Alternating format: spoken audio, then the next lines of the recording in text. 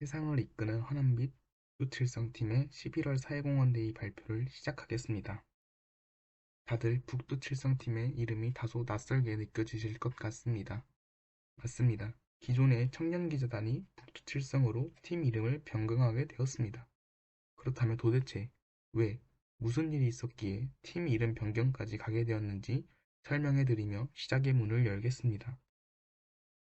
저희는 지난 사회공헌데이 때 꼴등이라는 평가를 받게 되었습니다. 이에 대해 팀원들은 상황에 대한 심각성을 깨닫고 많은 고민을 하였습니다. 이러한 고민들의 답을 얻기 위해서 저희는 소통이 필요하다는 것을 깨달았습니다. 그것도 아주 깊은 소통이 말이죠.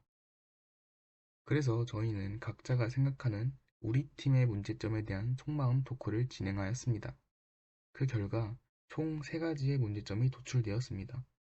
첫째, 부족한 팀빌딩과 비대면 회의입니다.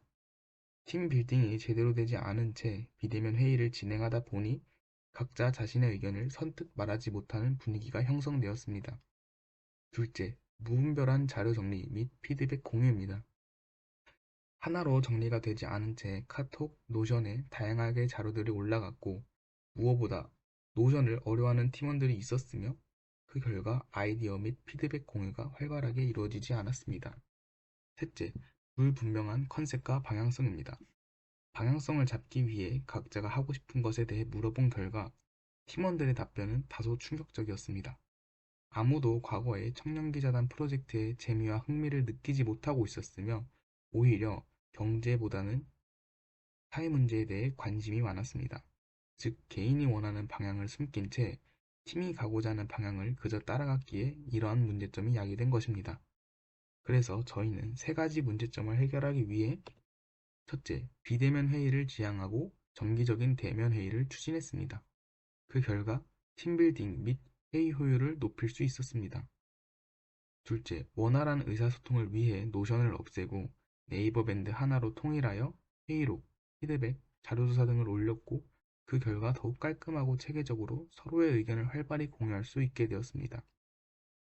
셋째, 명확한 컨셉과 확실한 방향성을 설정했습니다.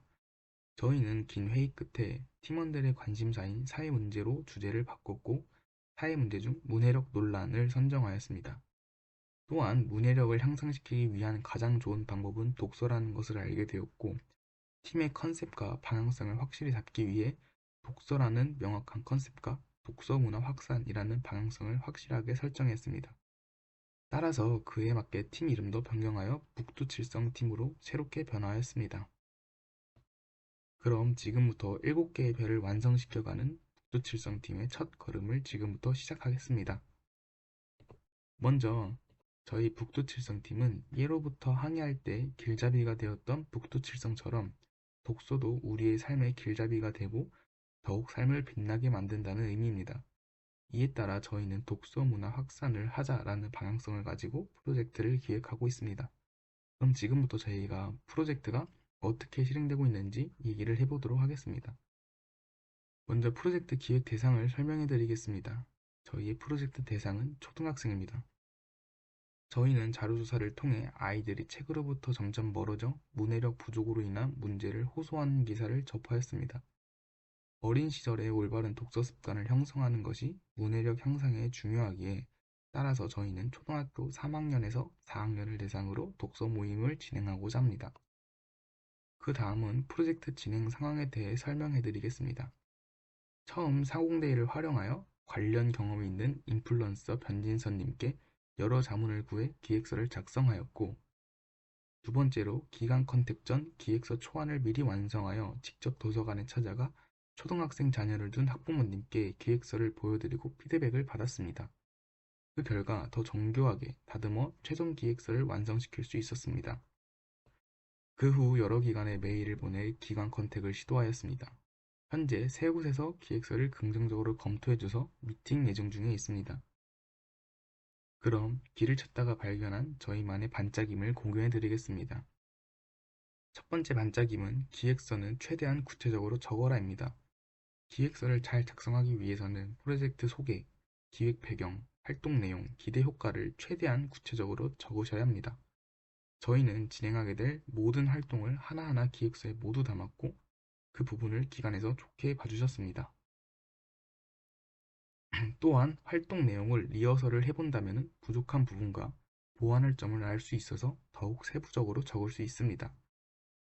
두 번째 반짝임은 대상을 폭넓게 바라입니다. 주요 대상은 초등학생이지만 저희는 기획서를 작성할 때 부모님과 이해관계자들까지 고려하였습니다. 그래서 저희는 책 선정을 할 때 초등 교과서 수록 도서도 찾아보았고 단순히 독서로만 진행하는 딱딱한 진행 방식이 아닌 학생들을 위한 게임 요소들도 넣었습니다. 그래서 부모님과 아이들의 니즈를 동시에 충족시킬 수 있는 기획서를 만들어낼 수 있게 되었습니다. 그래서 실제로 부모님들 및 관계자들까지 저희의 기획서를 좋게 봐주셨습니다. 마지막으로 프로젝트 활동 세부 계획입니다. 기관 컨택 후 초등학생들을 모집하여 본격적으로 12월 초부터 토요일에 독서 모임을 진행할 예정입니다.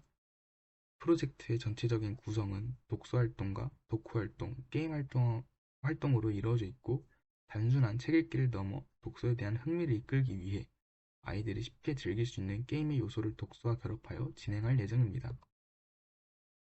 이렇게 북두칠성팀의 첫 번째 반려정을 마쳤습니다. 앞으로 북두칠성의 빛을 따라가며 만나게 되는 작은 변화들 속에서 저희는 계속해서 성장해 나갈 것입니다.